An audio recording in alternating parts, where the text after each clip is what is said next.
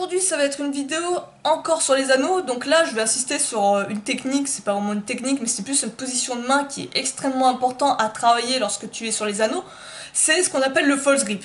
Donc le false grip va vraiment t'aider pour tout ce qui est muscle up, iron cross également, y a quoi d'autre comme mouvement, je pense tout ce qui est maltaise et tout, ils sont aussi en false grip les gymnastes il me semble, si je dis pas de conneries, mais voilà, c'est vraiment une position à adopter et à renforcer dès le départ pour faciliter les choses et apprendre le mouvement correctement. Donc on va commencer dans l'ordre. Qu'est-ce que le false grip? Donc quand tu prends un objet, une barre en général, tu as une prise classique en pronation. Tu vas voir que la pression va plus se faire au niveau, tu vois, imagine tu es suspendu, la pression va plus se faire au niveau des phalanges. Tu vois, tu as ta pression, ton poids de corps, et toi tu vas sentir vraiment la barre au niveau de tes phalanges, au niveau d'ici, sur les phalanges éventuellement, voire le centre de la main, tu vois, c'est là où tu auras ta plus grosse pression. Lorsque tu es en false grip, la pression, elle n'est pas là, mais elle est plus sur le poignet. Tu vas en fait faire comme un mouvement de cassage de poignet, placer le poignet ici, et après saisir le support. Donc tu peux le faire aussi bien sur anneau que sur barre. Sur barre, ça demande beaucoup plus de mobilité, mais c'est largement faisable. Et donc, comme tu vois, la pression, elle se fait plus ici, au niveau du coin du poignet. Je sais pas si c'est un nom précis, mais voilà, vers cette zone-là. Donc, pourquoi le fait de se mettre en false grip aide beaucoup plus dans les mouvements comme le muscle up ou d'autres mouvements comme l'iron cross? Tout simplement parce que tu as un effet de levier supérieur. C'est-à-dire que tu auras, on va dire, moins d'amplitude à tracter. Donc déjà, c'est un premier point. C'est comme si tu avais moins de distance à soulever, à tracter, tu vois. Donc à partir de là, déjà, c'est beaucoup plus facile. Mais en plus de ça, tu es déjà dans la bonne position. T'as pas besoin de faire le mouvement de rotation comme on fait avec un muscle up à la barre sans false grip. Donc quand tu as un muscle up à la barre, tu es obligé de faire ce mouvement de rotation, tu vois, pour passer de la position de traction à la position de dips. Là, au contraire, ta main est déjà positionnée, donc t'as pas besoin de faire ce travail de rotation du poignet, et ça te facilite grandement avec une diminution de l'amplitude. Donc en gros, t'as deux avantages. T'as pas la rotation du poignet et t'as une amplitude plus basse. Donc à partir de là, tu as tout intérêt à travailler, à commencer à travailler le false grip et surtout les muscle up en false grip. Je connais quelqu'un qui a appris les muscle up aux anneaux sans false grip, directement comme ça, en prise pronation. Alors, clairement, comme quoi c'est faisable, tu vois, il n'y a pas de règles inscrites dans le marbre, mais c'est beaucoup plus difficile, je trouve. Donc, je pense qu'il est beaucoup plus judicieux de, si par exemple tu n'arrives pas à tenir un false grip, il est beaucoup plus judicieux de s'entraîner d'abord à travailler ton false grip, à renforcer ton grip en fait, que de passer directement à travailler le muscle up sans false grip. Tu peux le travailler, mais moi je le mettrais clairement dans une stratégie un peu plus, on va dire un peu plus progressive. Je le mettrais dans un second temps, en termes de difficulté, tu vois. Quand tu es à l'aise avec les muscle up et tout, que tu veux du challenge, ouais, à ce moment-là, travaille-le sans false grip. Mais voilà. Comment on travaille son false grip? Comment on renforce ça? Déjà, le problème que tu peux rencontrer, c'est arriver à tenir ton false grip lorsque tu es bras pliés, mais ne plus arriver à le tenir lorsque tu es bras tendus. Donc, laisse-moi juste 2 secondes. Je profite en même temps pour noter.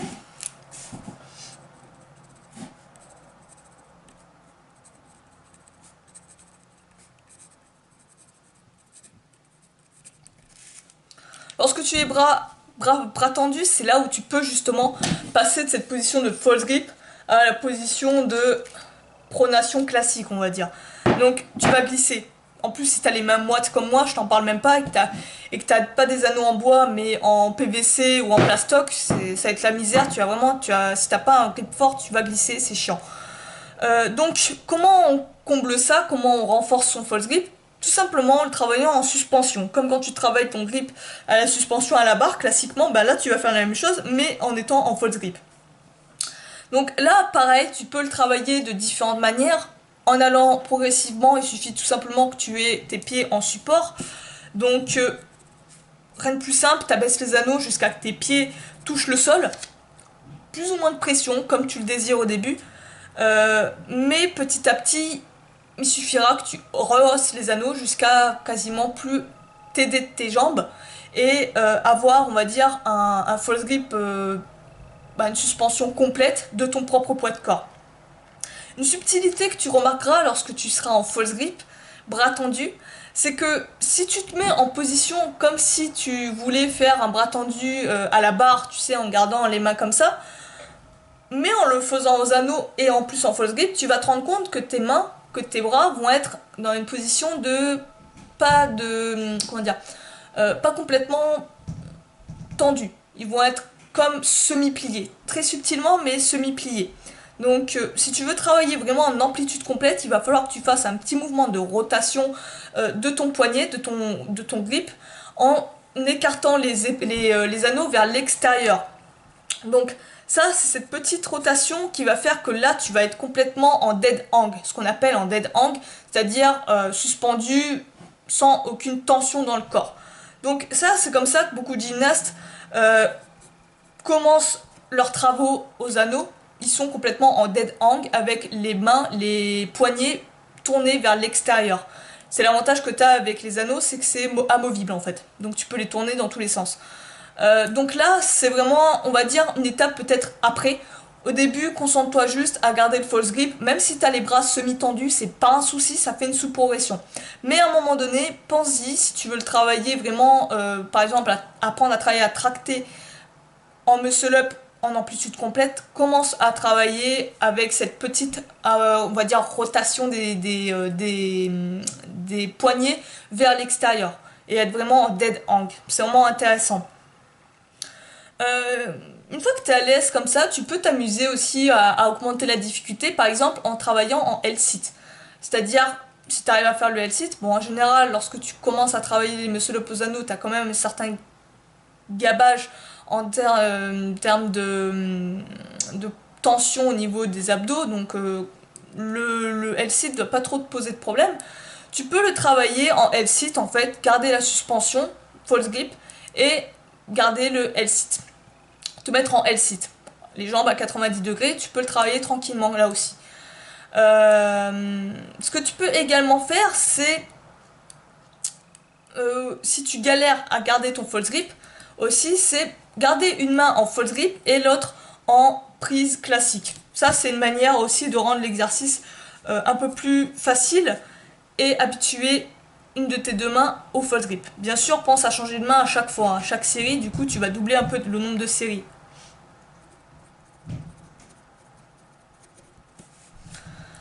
Ça, c'est vraiment une manière aussi intéressante de travailler. Pense aussi à mettre peut-être de la magnésie si tu as vraiment les mains moites. Pense-y, ça aide aussi à renforcer ça et à éviter de glisser. C'est ça qui est chiant, qui pêche, c'est vraiment le côté de glisser à chaque fois quand on tient les anneaux. Aussi, lorsque maintenant tu as pris l'habitude de garder la suspension en bras tendu en false grip, je te dirais maintenant, peut-être travailler, quand tu travailles les anneaux, essaie de toujours t'habituer à être toujours en false grip. Lorsque tu fais tes tractions, fais-les en false grip. Tu vas peut-être faire moins de reps au début, c'est pas grave, tu peux faire un drop, commencer en false grip, hop, t'attends jusqu'à que tes mains glissent, continuer encore ta série de tractions en prise normale, on va dire. Mais habitue-toi toujours à être en false grip lorsque tu es sur les anneaux.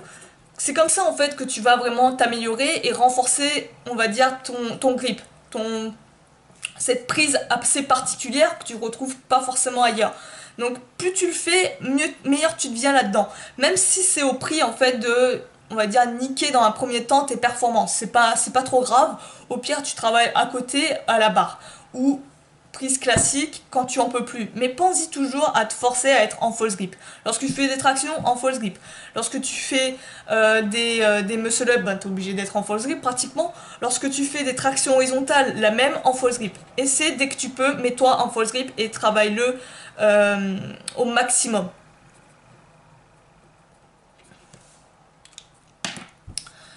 Euh, Il y avait un autre détail que je voulais te rajouter. Je l'ai perdu je l'ai sur le bout de la langue, mais je l'ai complètement perdu. Hésite pas, oui, voilà, c'est bon, ça m'est revenu. L'avantage aussi de travailler le false grip, c'est que ça fait que tu as un travail beaucoup plus accentué au niveau du grip. Quand tu fais de la suspension classique, tu vois, comme Wade le conseille dans le livre L'entraînement des détenus, volume 2, il te conseille de travailler à la suspension. Il considère que c'est l'un des meilleurs exercices pour travailler le grip. Et pour moi ça l'est, mais je trouve que le travailler en false grip rajoute encore un level et un niveau de contraction bien supérieur que ce que tu as avec une prise en pronation classique. Tu vois, en fait, ton avant-bras, il sert... C'est comme si tu imagine là, t'as ta main, imagine comme une marionnette, t'as des fils qui sont tissés, on va dire, dans ton bras et qui rejoignent avec tes doigts. Le rôle de ton avant-bras, en fait, c'est de ramener tes doigts ou de les étendre. Il faut savoir que dans la main, il n'y a quasiment pas de muscles. Tout se fait, en fait, dans l'avant-bras. Quand tu contractes ta main, tu as comme des fils qui tirent chacun des doigts, comme une marionnette, imagine ça. Et ça, tout ça se joue dans l'avant-bras. Donc c'est pour ça que le travail en suspension fait que ton avant-bras travaille de manière plus ou moins intense. Mais là, avec le false grip, tu rajoutes vraiment, je dirais, un pic de contraction, une contraction bien supérieure, tout simplement parce que tu vas avoir ce mouvement-là, où là, tu vas vraiment sentir la tension. Tu vas avoir en plus, on va dire, le travail au niveau du poignet, du cassage du poignet. Donc là, on va dire que tu es en amplitude complète, avec pic de contraction au niveau de l'avant-bras. Et là, tu vas vraiment le sentir. Et il y a vraiment qu'en false grip où tu peux le sentir lorsque tu es en suspension. Lorsque tu es là, c'est beaucoup plus léger. Rien que fais ça, expérimente, essaie comme ça, main dépliée, tu serres le poing et tu essaies de contracter au maximum, de ressentir la tension au niveau de ton avant-bras. Quand tu sens la tension, maintenant, tu essaies d'abaisser ton avant-bras comme ça et fais gaffe aux crampes, hein, ça peut vite arriver. Et là, tu vas vraiment sentir cette tension au niveau de l'avant-bras, mais vraiment de manière très accentuée. Donc tu l'as aussi bien là, dans ce sens-là, que dans ce sens-là. Ici, tu vas l'avoir plus fort, je trouve, qu'ici, en fait. C'est pas dans la même, on va dire, dans la même zone. C'est pour ça, quand je te dis, quand tes bras pliés, essaie d'être plus comme ça, pour vraiment avoir ce pic de contraction éventuellement. Ici, tu l'auras plus, je dirais, dans la zone interne, ici, et quand tu es vers l'extérieur, plus vers là. En gros, ça fait, on va dire, le ventre de ton avant-bras, si tu veux. Mais expérimente, teste ça.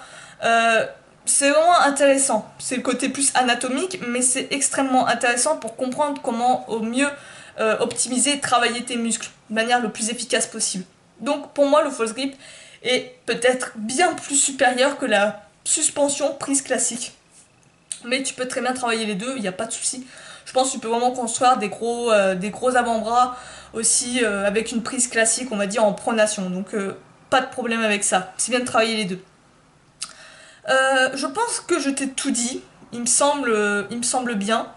N'hésite pas à me dire, toi, en commentaire, si tu as des remarques, des suggestions et tout. Il me semble, voilà, oui, je t'ai tout dit. Travaille un maximum au false grip. Dès que tu sens que tu es à l'aise au false grip, en gros, ben, tu travailles des exercices en répétition, mais en false grip. Où tu vas faire des tractions horizontales. Bon, les dips en false grip, ça va être la misère, mais voilà, dès que tu peux être pareil, si tu travailles les figures, essaie peut-être aussi d'être en false grip. Si tu travailles le front lever, essaie d'être en false grip. Apparemment, ça facilite aussi la tenue du front lever, d'après certains tutoriels. Donc, voilà, essaie d'être au maximum au false grip et tu vas voir que petit à petit, ça va vraiment se renforcer. Tu seras bien à l'aise dans cette position. Je te laisse là-dessus. Je te dis à la prochaine. Entraîne-toi bien, deviens fort. A plus.